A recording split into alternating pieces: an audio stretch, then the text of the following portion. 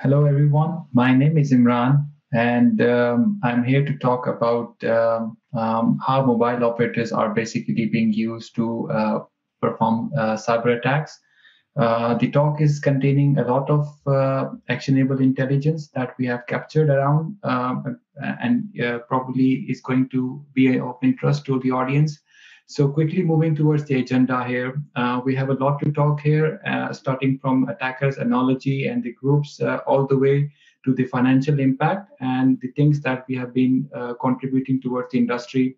There is a lot of information that is again captured from different parts of the world, from the missed intel towards the cyber attacks that are basically driven because of the political shifts. So hang on tight, and we are actually going to share some useful insights to you. Before going towards the details, what we wanted to set is the base for the audience to understand how the mobile ecosystem basically connects with each other. There are different parts in the mobile ecosystem, starting from the IT systems, clouds, radio, mobile devices, end users, and then there is a different part of the world where different part of the ecosystem where mobile operators connect to each other. This is where our focus of the talk would be today. They are classified into two distinct areas: national networks and international networks. The threats that we are basically going to talk and explain today are basically falling into that broad area.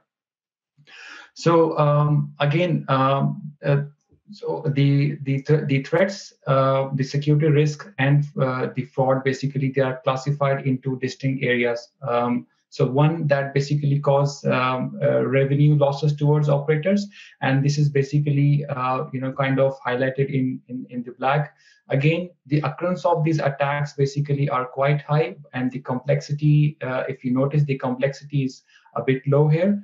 Again, they are more focused in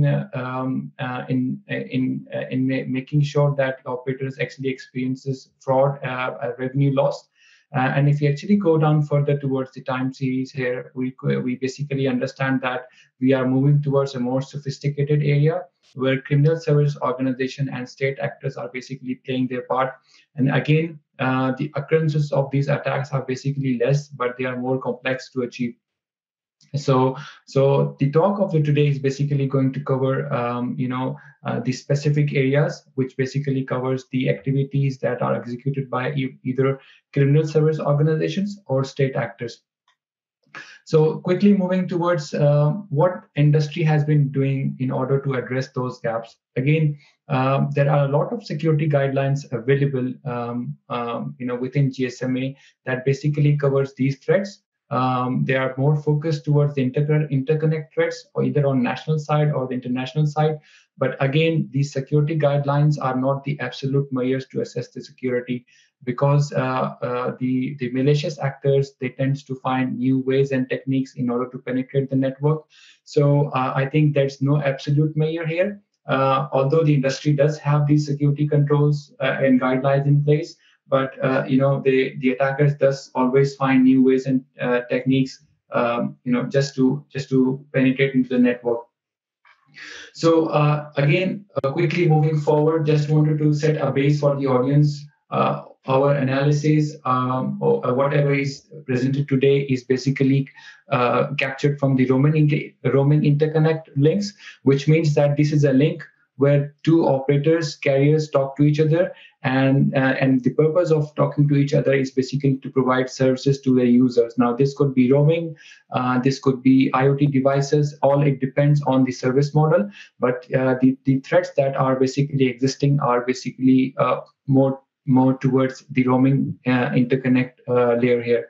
And again, this is an area where basically attacker injects exploits, or I would rather say they basically exploit that interface.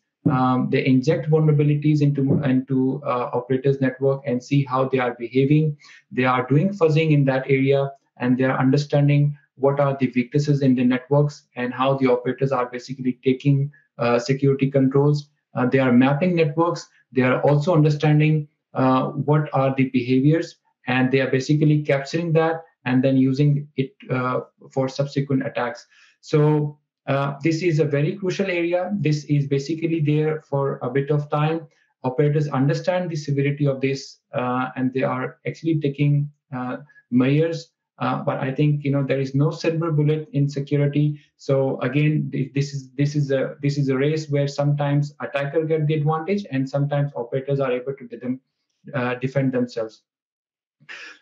Moving towards the next part,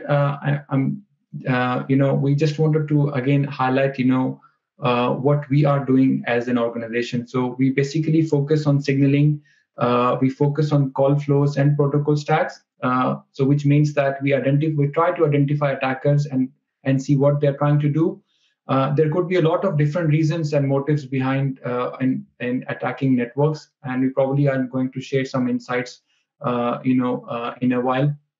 So in the presentation, we're going to basically go and upstream and look from attackers' perspective here, and see what type of groups they are, and what are the motives and objectives behind that. Before going further into the attacker groups, just wanted to basically set a base on the attackers' analogy, and we wanted to see, how well equipped they are.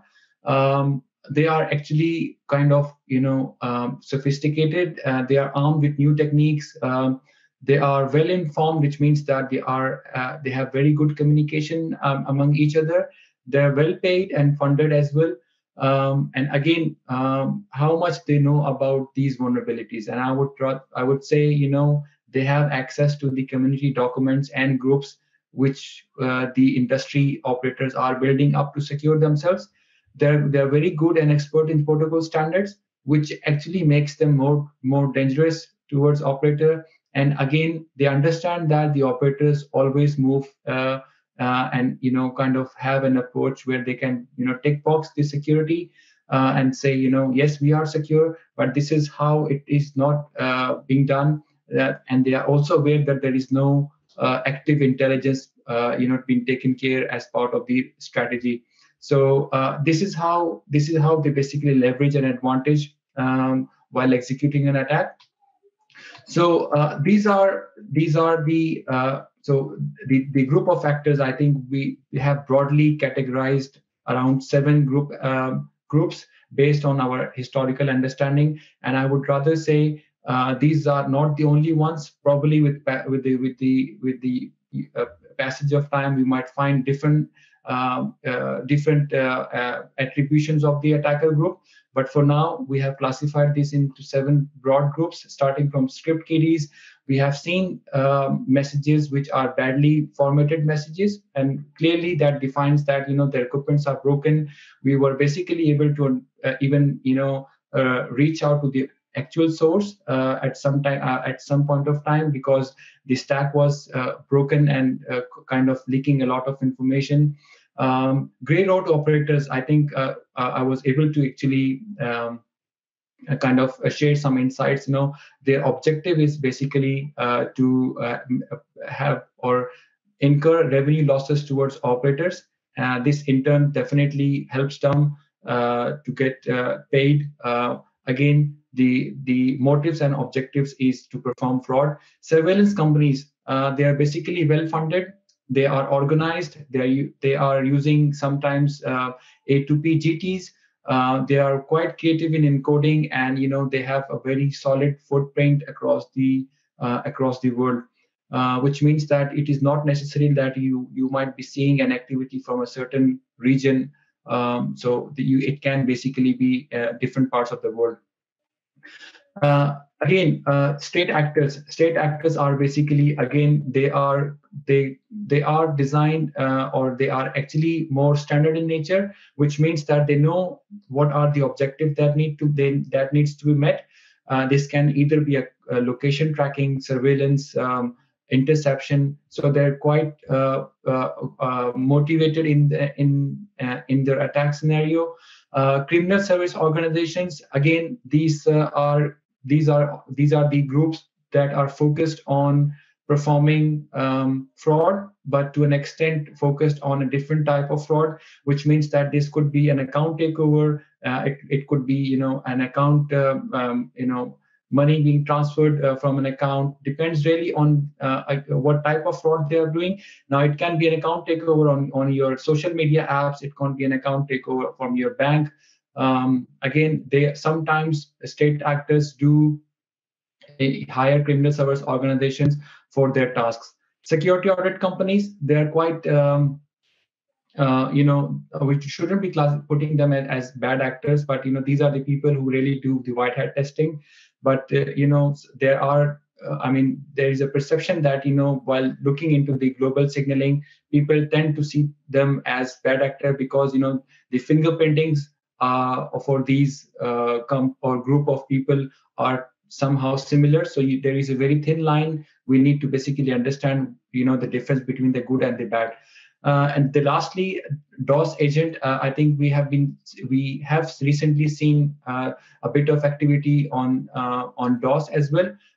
This group is basically more focused on bringing down networks. So this is how we have classified, the groups, the attacker groups. Now, if we are to move towards the role of cyber attacks in the armed conflict, today's talk is not only going to bring the intelligence captured from the Ukraine-Russian conflict, but it also highlights the events which was probably missed out, or we haven't really covered or spoken about it in public. Like capturing the activities during the US exit from Afghanistan. So we are basically going to bring a lot of intelligence here during the presentation. So I think the slide basically talks about, talks about mainly the types of attacks that can be used in a cyber warfare strategy. Again, there was no clear set date on when the cyber warfare basically began. So the introduction basically of cyber dimension has basically shifted the nature of the wartime in the battlefield. So you don't really need to have two tanks, shooting at each other to call it a war. And the participation of these malicious actors, despite their relative importance, it basically provides them kind of an anonymity, and therefore a plausible deniability of wrongdoing. So it is considered an alternative course of action, which is basically more convenient and cost effective sometimes, and it merely depends on the objectives of the cyber attacks. But it can really range from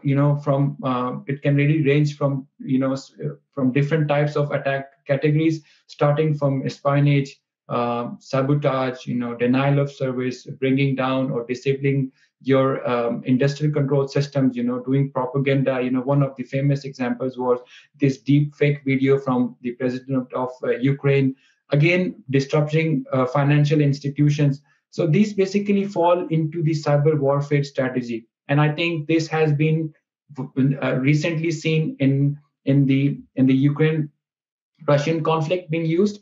So now, again, there is no real set date on when this cyber warfare started.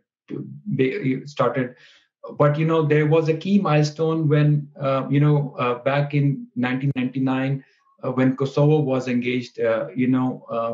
There was this type of certain activity was seen. So if we are to look back in the historical outlook of this politically driven cyber attacks, we basically notice kind of large number of attacks that were conducted by Russian groups.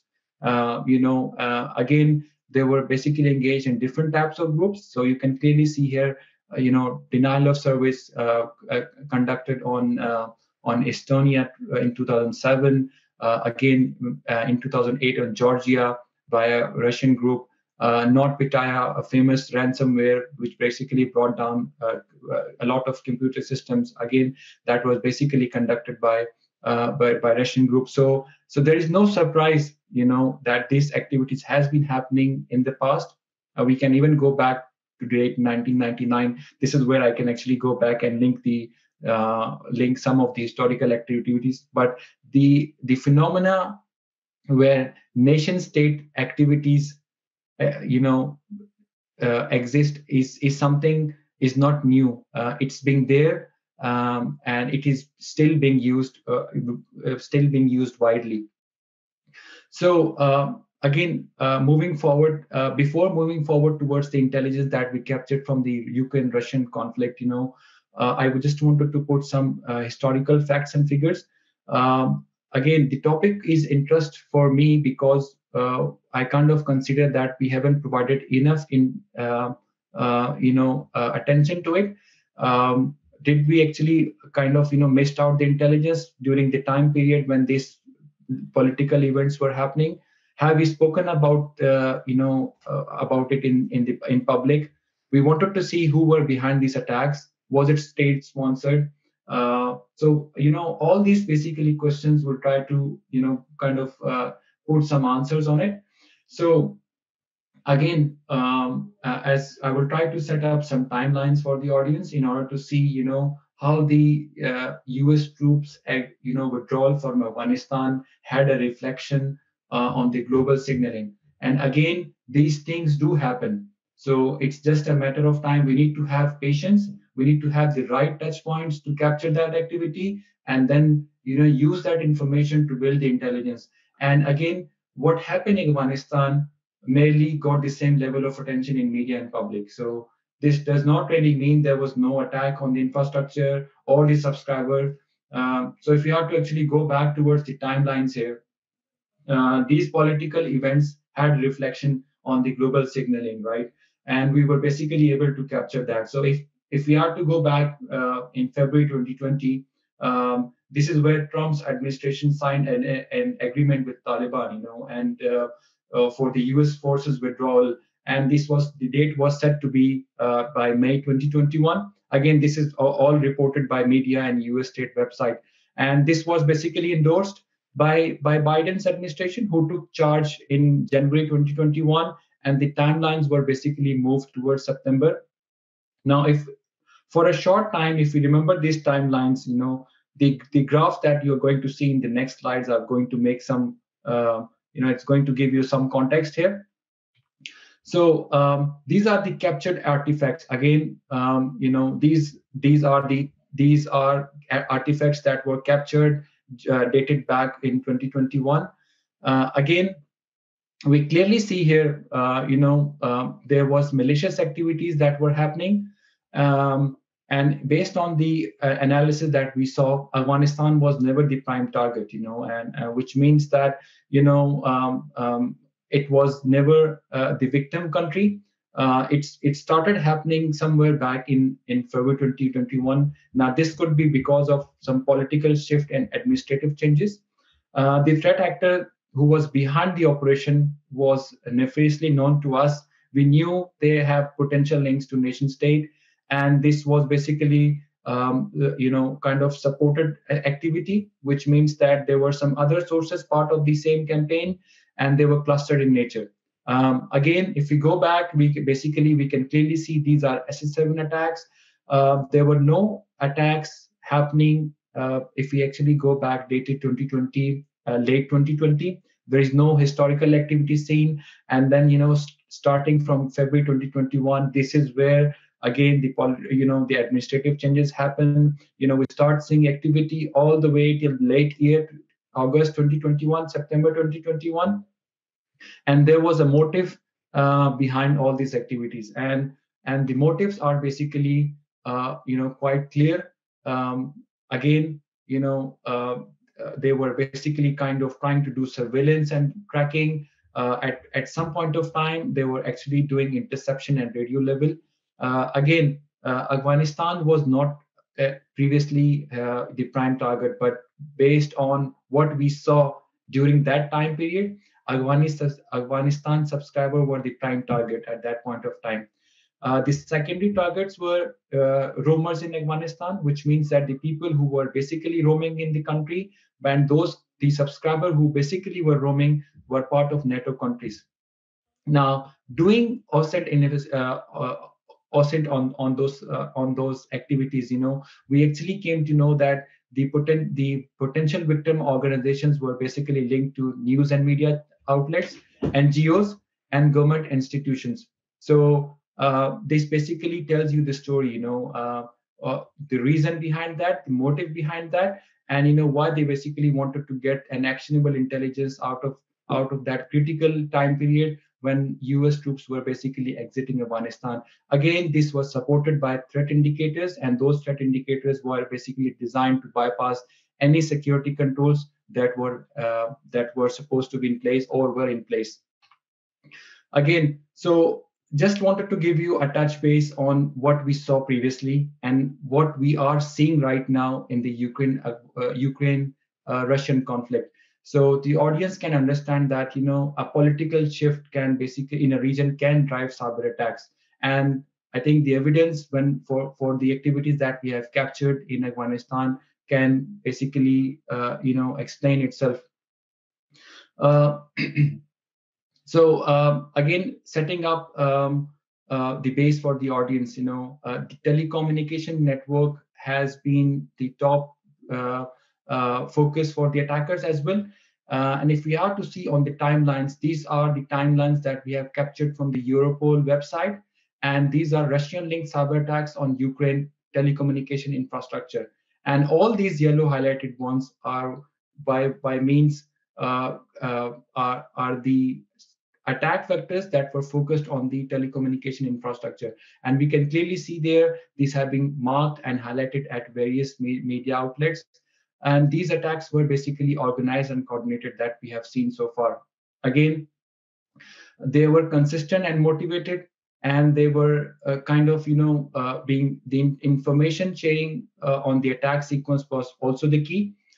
The whole idea, or setting up this theme here is it's not really necessary that enterprise infrastructures are the only ones which can experience attacks. Mobile infrastructure, which are serving a lot more users, can basically be part of that attack sequence or the attack chain. So now, if we are to understand these Russian activities that we have captured in the global signaling, and if we are to go back in 2020, 2022, we basically see, there was a low activity campaign back in 2020, 2021, but the time when the conflict started in 2022, we saw a massive increase of the activity, 150 times more comparing to what we basically were seeing in 2020, 2021. Now, this is a massive spike, which means that there is a certain objective to behind it, and this activity was malicious, and they were supported by threat indicators, again designed to bypass security controls. These threat indicators were supposedly being already described in the security guidelines that I have shared earlier. Again, part of the threat indicators were not in the guidelines, which means that these should be considered zero-day activities. And the most key thing that we have experienced here is fuzzing was basically being executed, which means that they were doing massive fuzzing in order to understand the types of weaknesses a network can they can basically get an actionable intelligence how the networks are behaving. So fuzzing did play a key role here. Now, if you wanted to understand, the groups, this group, and if we are to link or establish that they are being, backed by nation state, we wanted to basically build more strong evidence, right? And in the next few slides, I'm probably going to walk you through and share, how we back our statement that the attacks that we see originated from these Russian group are basically supported. So the key behavior that we have extracted so far, that the subscribers targeted by these groups were not necessarily Ukrainian subscribers. They were also belonging to NATO countries. The attack intensity was quite high. The coverage was quite extreme. As you can clearly see, they have targeted a lot of countries. And the current status, they are still active. So which means that they are also targeting inbound roamers in NATO countries. And they are basically a cluster group. So if we do kind of fingerprinting on the attributes that an actor carries within a message, we kind of drive an outcome that this is a cluster group. So again, they were engaged in zero-day activities, and this was highlighted in was done. The activities was basically being submitted as a vulnerability disclosure. They were engaged in identity impersonation, identity spoofing, fuzzing, and in the entire process, we actually captured that they were at one instance targeting 60 plus countries, again with the same objective and motive. Now, the question here stands: what is the benefit for them, and why they are doing all these activities? And this slide basically gives a clear answer to that. And what we have seen as a threat intelligence team here, again, they were basically more focused in surveillance and location tracking. At some point of time, they were also engaged in account takeovers and interceptions. So, which means that the account takeover can be social media account takeover, it could be a social app, social voice over IP account takeover. We haven't seen financial fraud as such, but they were quite consistent in performing all these operations. Again, the percentage of these attack types could vary, but again, the targeted nations that we have seen so far, again, they were not necessarily NATO countries, but that actually spanned across Middle East and Africa. So now, if we are to go in more detail on how this attack was executed, I think everything starts with reconnaissance, right? Which means that the attacker needs to understand how the networks are designed and set up.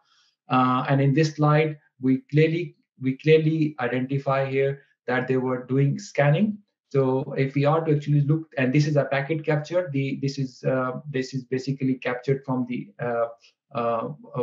networks itself. If we are to look into the discovery phase here, we can clearly see here all these incremental numbers here, which are the call party. They basically kind of represent different network elements. Now, different network elements means different applications, and this is what the attacker wants to understand. These applications' behavior are because they are only doing scanning, and based on the responses of the scanning, they will basically understand if these applications who are responding are active or not. So all these called party digits, which basically represents different network types, they were being scanned. And the technique that was basically being used was a bypass technique. Based on these scanning results, the attacker or the group basically gathered enough information to execute subsequent attacks. Moving towards how these are, what type of information, based on the information retrieval that was basically done, how it basically executed the next phase of attack. And it clearly is visible from here. This is the entire operation here. This entire operation is set of messages that are being used to perform an account takeover. In this specific case, we can clearly see here, this is a hostile attempt, a hostile registration, which means that now the subscriber MZ was basically being used to perform a fake location update. And this fake location update will result in being an SMS sent out to the attacker now, and the two-factor authentication code now will be received towards the attacker. The purpose of doing that, it could be for varying reasons. For in this specific case, what we captured here, the account takeover was done for a social media app, which basically is used for voice over IP applications. Now, the voice over IP applications, are kind of used to call each other, right? And the first thing a person notice is your CLI, the caller line identification, which for me or for the audience, when we actually see that, we don't really think, we know that this is a person we know. We start talking, and then probably that can reveal a lot of other information during the call. But and when we actually went to the website, the only thing that is required to take an account is the SMS. So you don't need really an email, because the account or the application does not really require an email to be registered to basically have an account on their platform. So you can do you can just input the MSISDN on the platform, which the attacker already knows, and they can recover the account through a two-factor authentication. Now, this type of information, when you have an access to a social media app, you can do various ways, or you can even do various activities using that, and it can basically cause harm on behalf of the customer. The next one, and why we think basically this is a nation state activity, and this basically clearly mentions, this is a signaling that has been captured. Again, in this specific case, we can clearly see here, the lower layer addresses and the higher layer addresses were being spoofed here. So in this specific case, SSCP layer was being spoofed, and the lower layer identities, as we can clearly see here, are pointing towards Afghanistan and UAE. Now, when we did a next level of analysis with in partnering with some of part of our research people in the operators, we actually came to know that the physical links were pointing towards Russian operators. Now, this level of information usually does not come very often. So if you are getting that level of information where the physical links are pointing towards Russian operator, and they are spoofing the identities of a different country who don't really own the prefixes, So with this means this clearly indicates the motive and intentions, and they wanted to basically cause harm towards either subscribers or the networks. So the zero-day activities that we have seen, again, this is a vulnerability that was reported to the GSMA CVT group, and in this specific case, we are quite clear there is an additional sub-identifier in the object identifier field here. The last octet basically represents the application context and the version, but in this specific case, we can clearly see here the additional sub-identifier is basically used to bypass the systems. Now, there is an implication to it, but again, operators are not in a position to differentiate these zero-day activities, and then that leads to basically losses, or in some cases leakage. And this is another zero-day activity. Now, this is another threat indicator that we have captured. In this specific case, the TCAP encoding variations were basically was the main criteria being used out. The TCAP transaction ID or the length basically is a 4-byte length. Now, in this specific case, we can clearly see here this is an 8-byte length. Now, doing these such changes on the TCAP encoding layer means that the networks or the nodes who are going to process these matches are not going to be able to handle. If there are security controls in place, probably this might go malformed on that, or they might not be able to decode that. So the decoding failure usually leads to a message not being dropped, but rather being sent out to the network. This is how the security firewall systems are working in mobile ecosystem. So the whole idea is basically to kind of bypass the security controls that are in place. So what we have done after that, after we captured all these zero-day activities that were originated from Russia, we kind of captured that. We did a disclosure around that, and after a long discussion with the panel of experts, we kind of made that disclosure public. It has recently been made available to operators, and the first and the foremost thing that we advise operators to do is to reproduce this vulnerability in their labs and see if they are basically secure, or they might need to take some actions around that. So what is the financial impact? So is there any financial impact to these zero-day exploits? And I would rather say yes. It's not only about location tracking. It's not only about doing surveillance or interception or doing account takeovers, but this also have financial fraud as well, financial impact as well.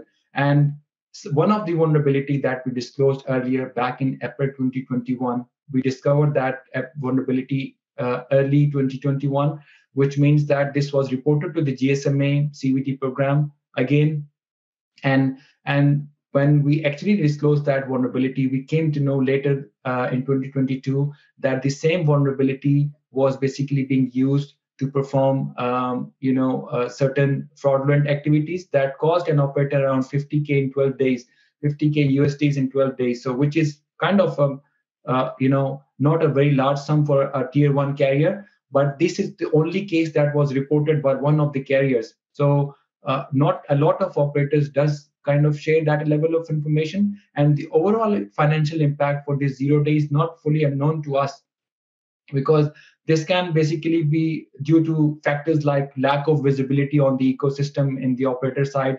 This could be lack of interest in reporting such incident to the GSMA. So there could be various reasons, but again, this type of activity can cause financial impact towards the institutions as well.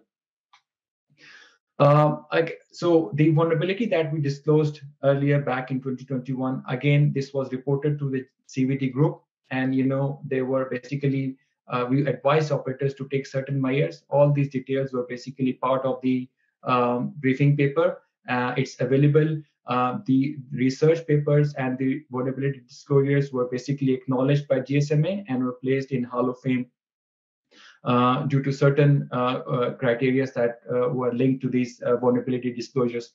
Again, the advice for the operators were all detailed down in the briefing paper. Now, why do we do that? And the reason of doing that is basically, we wanted to share this intelligence because we wanted operators to avoid security breaches and financial losses. And the whole idea is for them is to drive a secure service, so they can whatever is being offered to the subscribers, and sharing this intelligence back towards the security community gives us gives us kind of a feeling that we are giving back to the industry, and that's how we wanted to keep it going. All the research that we do, regardless of the outcome of the research, we wanted to share with the community in order for them to secure, safely deliver the services to back towards their customers.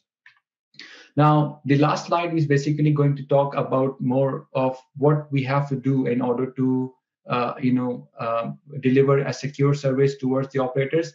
And again, my personal take on this is the telecommunication network or the mobile infrastructure or the operators do lack an intel sharing framework like whatever is available on the enterprise. So which means that if an attack has happened in one operator, it takes a lot of time to reach out to the other operator, which means that during that time period, the attacker or the fraudster basically tends to already cause harm towards the operator or the carrier or towards the subscriber.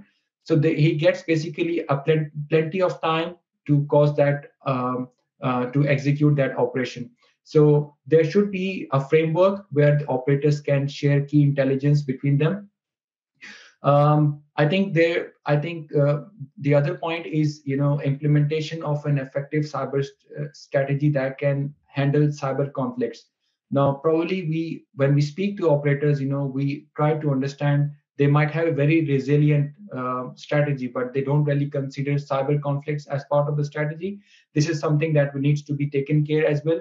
And again, security guidelines are not a measure of absolute security, which means that all the documentations, fancy documentation that we saw earlier, who the attacker also have the access to, they are not really the absolute measures that we have placed all the security controls based on the documents. We are secure. No, we have to go an extra mile, understand the unknown traffic, anomalous behavior, and kind of investigate why this is happening in the network. And the last point is basically operators tend to only deploy enforcement, which means that they will place firewalls, but after deploying the firewalls, they will not look into the firewalls, whatever so is happening within the firewall, and they will just leave the firewall to generate some static KPIs not monitoring what is happening. So they have to go an extra mile and enable themselves with a mindset of global threat intelligence. See what's happening across the globe.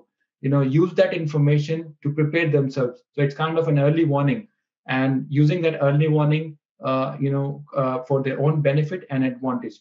So I think that concludes my presentation, and I try to make it more concise on what intelligence that we have captured, and this is how we are going to basically do in future as well. Thank you very much, and I hope you like the captured intelligence that we have gathered around from different parts of the world. Thank you.